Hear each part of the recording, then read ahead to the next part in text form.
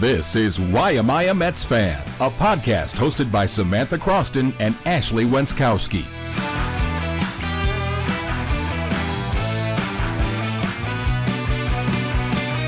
What's up, everybody? This is the Why Am I a Mets Fan podcast. That's Ashley Wenskoski. I'm Samantha Croston. Okay. 3, 2, 1. What's up, everyone? The girls are back. We're back. Happy to be here. This is the Why Am I a Mets Fan podcast. It's a podcast that explores the reality of being raised on one of the most tantalizing fan bases in professional sports, as well as franchises. We're going to give you inside insight into the farm, the fascination, and the facts behind the New York Mets. You can find our episodes on YouTube, anywhere you get your podcasts, and we're also all over social media, TikTok, Instagram, you name it, we're there. That's Ashley Wenskoski. I'm Samantha Croston, and we are two Syracuse sports reporters with a baseball podcast. We're really happy to be back. Thank you so much for hanging with us. Last week we were out of it. So sorry. You know, our it was real my job, birthday. Relax. It was your birthday. So we haven't been with you in like 2 weeks. I know that it's too long. We've started to get some comments. That makes me feel good that you guys care about, you know, if we go missing. You miss us. So sorry. We are back. We're back, and it's a perfect time to be back. The Mets are the best team in baseball. Read it and weep. That's just the facts, honey. What is going on? Look, we take 2 weeks off. The Mets had a great start, but now they're the best team in baseball. First team in the league to 20 wins. We're not talking the best team in the National League. Nope. We're not talking the best team in the NL East. Nope. We are talking the best record in baseball. The Mets are 12-1 to begin the season at home for the first time in franchise history. The 1986 Mets were only 2 games better than the 2025 Mets at this point. I know that makes you feel things. Don't smirk like that. Do Listen. with that information what you want. I just saw it and I was like, listen, seems pertinent. I was going to say, you putting that in there feels like a choice. Like, I see you behind the computer just kind of like smirking, writing that in. Yeah, exactly. Watching them after they won 19-5 today. What, if anything? Speaking of, 19-5 today. Unbelievable win, and we're going to get into that. But first, just have to make a note of this. Citi Field, you want to talk about a rave? I mean, there's no OMG, there's no Jose Iglesias, but my God, it's a party in there. Citi Field has been cracked out, blacked out. Citi Field is... And smacked out. And smacked out, all right? It is cold April nights. I know our commenter who said a crisp fall night in Queens. It has been a crisp fall night in April, and Citi Field's like a sold-out crowd. Obviously, we were down there for the home opener. It was awesome. We told you all about it. We were working. I can't say that we sat there as fans, but you did go to a game last week as a fan. I did. How was that experience? I really did. It was so fun. Citi Field, I'm not saying this because I'm a Mets fan. It's just a gorgeous, gorgeous place. It's a gorgeous girl. It's so crisp. It's so nice. No, it's unbelievable. The drinks they have there, the food. I had a steak sandwich there that kind of changed my life. Oh. Really, really good food there. And correct me if I'm wrong, but I feel like Citi Field consistently actually gets good food ratings. Like best in baseball among them, No, I'm telling you, there have been some legitimate, I feel like every time I'm there, something's either renovated or just the entire aesthetic of it. I mean, there were times, you know, where they were, you know, flashing lights, had sort of like a strobe feel to it. When Diaz comes in the game, you get the light show. Crazy. Like, I'm going back there for a concert in June for a Post Malone concert, and I was thinking, like, great spot for it because it's just an amazing venue. Yeah. But obviously it's better when it's full and everybody's hyped up, and that really is how it's been lately. Okay, back to the task at hand, though. I'm trying to even see in these notes where the game from today is. Hello, where are we? Bottom line, it was a 19-5 win after a couple of truly disheartening losses to the Washington Nationals. But let's start with the good. Brandon Nimmo, sort of the star of the show today. I want to let you say kind of the buildup with the SNY graphic because that seems pertinent. Watching the game at work today, early game on a Monday afternoon. Normally wouldn't be so in favor of that, but I was watching. I mean, they just would not stop hitting the ball. Old friend Ahmed Rosario came in to pitch for the Nationals in the 9th inning, so that's how you know things are not exactly going well for the Washington Nationals. Right. Brandon Nimmo, just his ears were ringing today. All right. I had just started to see the Brandon Nimmo hatred on social media, Twitter specifically, like really hit a fever pitch.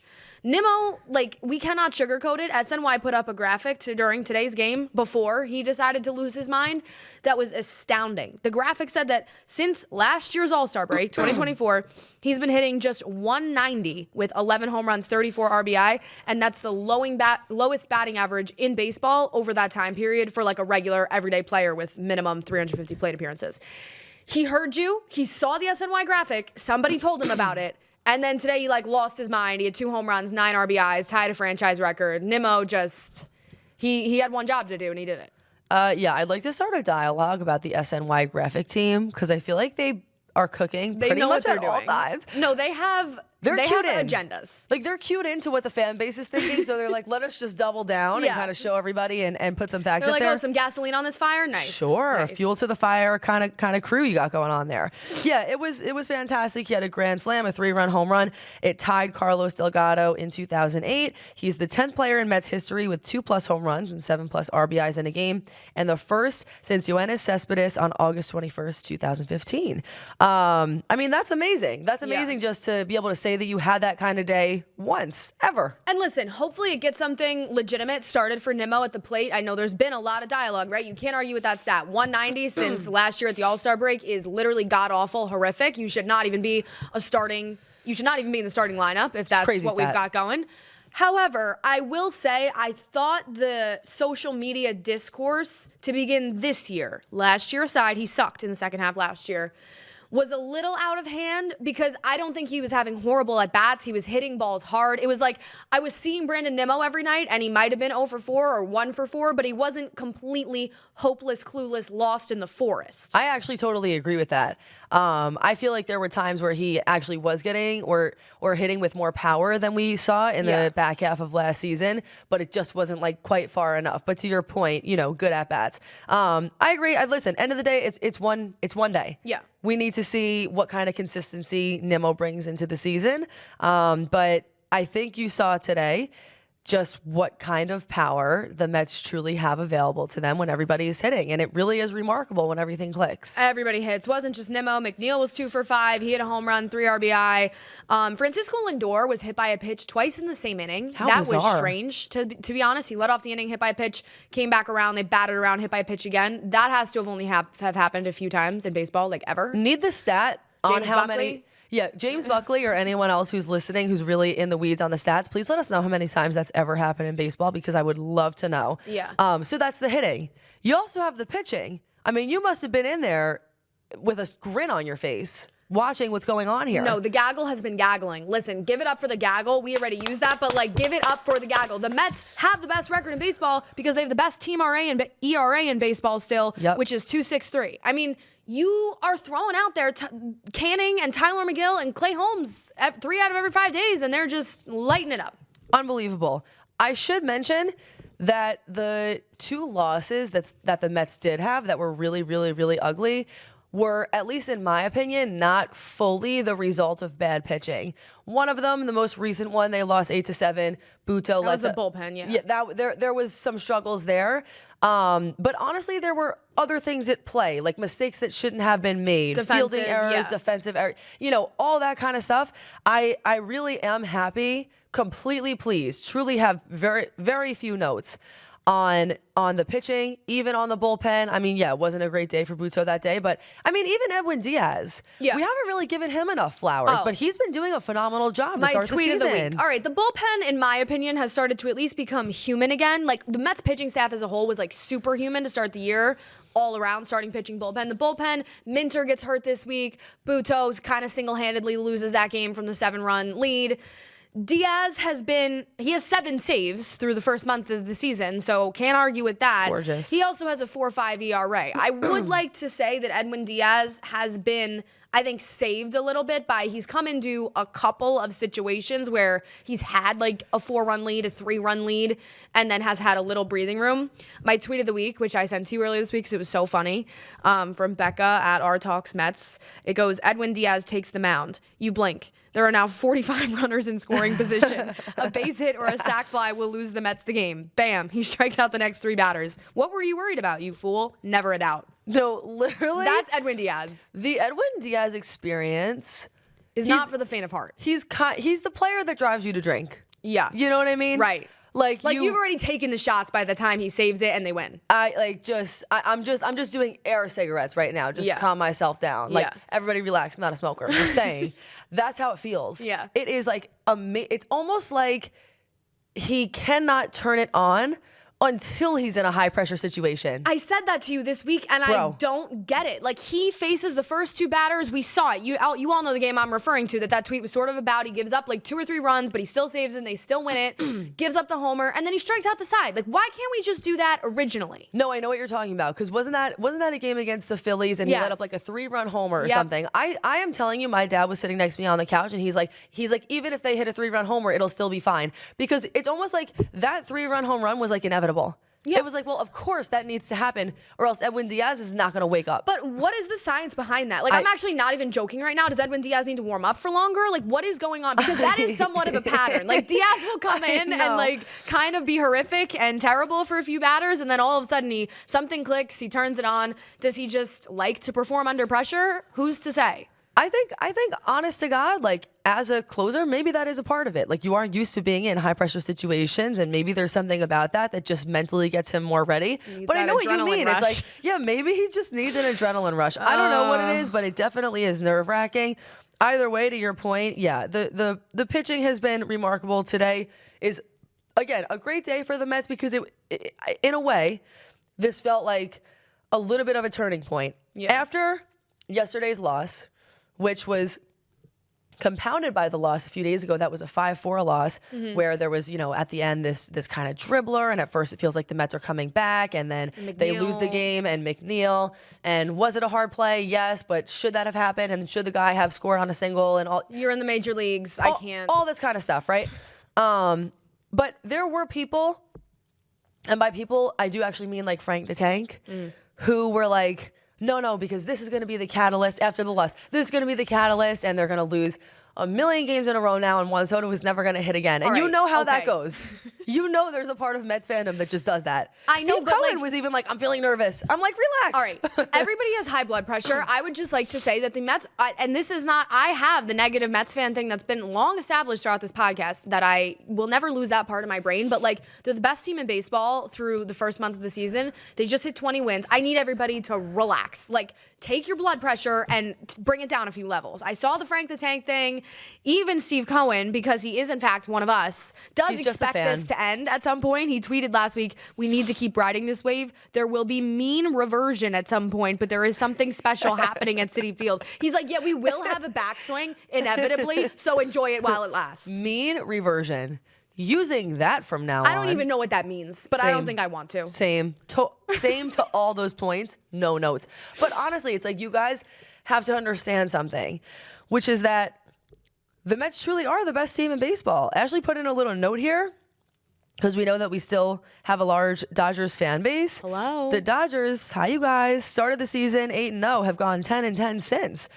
That, to me, is actually one of the things that makes me feel the most hopeful, tantalized, about this entire episode. Yeah. That's crazy, because all of a sudden, and I'm not saying, listen, National League, lots of competition. Yeah. Great teams. Best like 5 teams in baseball. The Cubs, unbelievable. The Padres. It's a threatening league. Yeah. But to know that the Dodgers aren't that kind of like freakazoid, superhuman, at least for now kind of team, gives you a little bit of breathing room. And it does give you a little bit of hope. Because remember, I mean, even, at the end of last season, we were talking about, is it World Series or bust? And both of us kind of said no. And the reason why was because we thought that the Dodgers would knock them out. Yeah. Now I'm not trying to get ahead of myself. I'm just saying that's an interesting start. Yeah. I mean, it's April. I'm not going to overreact to anything. I'm not going to underreact to anything. But I just said the Mets bullpen has started to look human. The Dodgers have started to look human. And after that 8-0 start, I can't lie to you all, they do everything that they do in the offseason. They sign the whole entire world and then some. And then they start with that 8-0 run. All right, things were looking bleak. A little bleak if you were out on the East Coast. I totally agree. Now that they've gone 500 since, they're 10-10 since, I don't know. Obviously, they're still a very good team. I am not going to get into all that. They'll probably get hot in the summer and, still go on to win the NL West and the whole 9 yards. but maybe they're just not the historic, like, let's rewrite the whole rule book, let's change the rules, the salary cap, the deferred payments. Right. Everything that everybody was talking about in the offseason may still hold true, and I'll eat my words in a couple months, but maybe we don't just all have to freak out about the Dodgers just yet. And I'll say it again, like, it is April. Repeating championships is like the hardest thing to do in all of sports. So, and in baseball, no less, of any sport, you're talking about something really, really difficult. Yeah. I do have one other thing to say, just on the note of let's all remain calm. Part of the reason I think why Mets fans got really upset is because the 2 losses against the Nationals were really, really bad losses. Yeah. They were the classic Mets kind of losses, you know? Like, seems like you had the game in the bag, up by a lot of runs, blow it. Yeah. Or, you know, make a little bit of a comeback effort, seems like you can win it, you don't. Yeah. Like, that's sort of the stereotypical Mets team. And I think when people have a game and they witness that, they feel trauma. And I understand that. post-traumatic stress. Post-traumatic stress. But the point remains, the same way a win is a win, a loss is just a loss, and that's it. Yeah. It's just one game. And people need to at least keep that in mind and consider that. The same way even today, they mash the ball a million times and it's still just one game. My point is, they're not losing consistently. They had 2 bad losses. I prefer that. They are, in fact, winning consistently. They are winning consistently. Yeah. So just remember that. Yeah. They're bound to lose at some point. Whether they lose in a way that was hard fought and respectable or embarrassing, it was just one loss. Yeah. So I think you have to just look at it as a collective, see that they have the best record in baseball, and be happy about that. Yeah. Not to mention their comeback effort from yesterday. Could have been easy to kind of roll over and lose the series, and now at least they split it. Yeah, Butto was a disaster class yesterday, 7-run lead. That was the first time all year So that they awful. actually felt like the Mets. And I'm saying that's a good thing. That's the first time all 100%. year that they felt like the Mets. Yep. That's a positive. Yeah, they're 20-9 right now. They could very easily be 22-7. That just is the way it is. But I see the overreactions post-game on Twitter for even both of those losses that were a mess. And I'm like, listen, get back to me in July, sincerely. I'm really like loving this evolution I'm seeing from you. Thank you. You seem so calm right now. Should I be stressed? I don't know. Is my toxic relationship with the Mets becoming more healthy? Are you healing? Who's maybe. to say? Who's to say? Anyway, all that aside, any other Mets notes you have? And then we're going to move on to something a little Syracusey here. No, they go home for 3 with the Diamondbacks from Tuesday to Thursday. Then they go out to St. Louis this weekend for 3, and then to Arizona to face the Diamondbacks again for 3. A little bit of weird scheduling earlier in the season here. Like, why are we going into the Diamondbacks for 3 games only to come back home? You usually fly to the West Coast for a full trip. Whatever, I'll save it. We'll see what they do. 6 against the Diamondbacks and 3 against the Cardinals. I'm excited to see how it all shakes out. Here's our one Syracuse update for you. Don't smirk like that. What are you, the Grinch? There's a Tahoe. I know what's coming. There's a Tahoe that hasn't been in Syracuse for a while that just rolled up. Tahoe's back. You may be seeing it at your local Wegmans and beyond. I told you there was when we had finished the last episode 2 weeks ago, we were officially on the Brett Baty watch of watching the Tahoe come up, roll over the mountains up I-81 North. And we have found it. Yeah. Unfortunately, I have not seen the Tahoe yet in person. Hopefully very soon. But we will. Like, you know we will. Inevitably, the Tahoe is bound to be seen. I totally agree. Even at NBT Bank Stadium, Syracuse Mets Park, you ain't hiding the Tahoe. No. All right? Nobody else drives a car like that. No, we're going to find it, and we're going to take a photo of it, and we're going to report back. The point is, Brett Baty was sent back down to Syracuse with the return of Jeff McNeil. I know this hurt a lot of people, especially because, like, around the time it happened, he had a great day, and everybody was like, keep him, keep him. It's that home run in Philly. And it was too late. Too little, too late for old Brett. According to the Mets. I know some fans feel differently, but this is the decision the Mets made. How do you feel? I mean, I think it was inevitable. I think when you look at the Mets, right, a lot of people thought it was going to be Azakar sent back down for the McNeil return, but the Mets just, what do they need another, like, infielder for? They have Vientos pretty much every day at third. They have Lindor pretty much every day at shortstop. Now you have McNeil back to play second base. You got Acuna to sort of, I guess, share time with him in some degree, come off the bench. You just don't have a spot for Brett Baty. That's a tough pill to swallow, especially when you consider that maybe Azakar brings a little less to the table, a little less to the plate, literally. That was my issue. In terms of upside. And it's like, it's this debate that we've been having with Brett Baty for months now. You want to see what Brett Baty can actually give you. At some point, you have to give him a real shot. But I'm starting to come around to the idea that, sure, he hasn't had a long, continuous stretch of being in the major leagues, but at this point, he has had numerous stretches of being in the major leagues. I don't know how many plate appearances he has in total, but I know it's a couple hundred. it's not like at this point he's just had a little tiny. I know. He's had a few tries. It's not. It's Brett's not on strike 4. It's not a sample size, but it's not like the full meal. It's like an appetizer, you know? Yeah. And it's hard to figure out what to do with this guy because, of course, he goes back down to Syracuse and just starts crushing the ball. Oh. Yeah. I mean, we've all seen that. But it just sucks because every time that happens, of course, you think in your head, like, he's meant for more. Yeah, it's Groundhog Day. It's the show I've seen a million times before. They send him back down to Syracuse. By the way, the Syracuse Mets had a doubleheader yesterday in which they scored 26 total runs. Yeah, that was disgusting. What's happening? But Baty in the second game was 2 for 4 with 3 RBI. You've seen the movie, right? He's gonna come back down to Syracuse. He's gonna hit. Cue everybody in New York again, being like, "Oh, should we bring Brett Baty back up?" You bring him back up to New York. He sucks. It's literally a continuous cycle. I know. And there's only so many times you can ride that ride. And I understand, like, there are people who were sort of saying, you know, well, Baty was just about to hit his stride and he was just heating up. You don't actually know that for sure, though. He hit one home run, guys. I mean, listen, and I did know it was off Zach Wheeler. That sucks. And it was Zach Wheeler, and it was in Philadelphia. You know what? It was a moment. All you can ask for are moments, but like all Brett Baty has ever had are moments. Right. And moments don't pay the bills. No. We're going to need to see some consistency. Is it true to say that with a little more consistent, like something that I was thinking about, you know, I don't know, just recently is at the AAA level, Brett Baty is playing every day. Mm-hmm. And when he comes up here, he's kind of not. It is sort of a different mindset where you don't know when your next plate appearance is going to be. Is it going to be you or is it going to be Acuna or what's going on? It's like you do have to kind of keep yourself fresh. And I do think that has something to do with it. Mm-hmm. The fact that he never had that, like you said, just consistent kind of everyday shot. But you just can't ask for the entire world. Like you have to do the best with the opportunities that you're given. Mm-hmm. We all know at this point that he has more than what we've been seeing. Mm-hmm. But you need to, I mean, I can't say that enough. You got to put on the show when you are in, you know, in Queens. The show. At some point, you got to put on the big boy pants and perform. And like, even to your point, like I'm just taking I think I'm a parent who's like come around to like the, you know, treating Brett Baty with the, what is it called? Like the cold or tough love. Right. Like, Acuna can come off the bench and perform. I know, and you're right. I mean, Brett Baty just simply can't. So we'll see what happens. We'll try to talk to him at some point when he's down here in Syracuse, hopefully soon.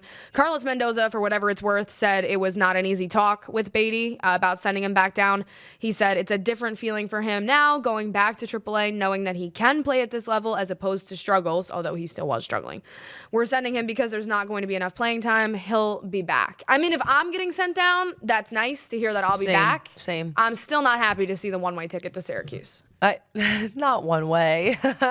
No, it's so true. It's like, whatever. I know we've had this conversation before, but obviously I feel a little bit bad for the guy. It just must be. How can you like, not? No one even thinks about the fact that like, every time this happens to him, he like has to live somewhere else. Yep. Like it's like upstate New York versus the biggest city in the country. Right. You Like, know. does he even, and what do you even do with the apartments? Like, now are you getting a different apartment this time and then the next time? And like, if that I'm just. Brett Baty, I haven't even invested in an apartment in New York yet. Like, I haven't even been there yet. Like, I'm living in a hotel. It must just be annoying, you know? I know. I know. Yeah, you're right. Like in New York City, that's got to be kind of hard. I know. Anyway, we're obviously rooting for him. Thank you guys so much for joining us. Now we are back, better than ever, and we will see you back here when the next big thing happens. Thanks so much for joining us.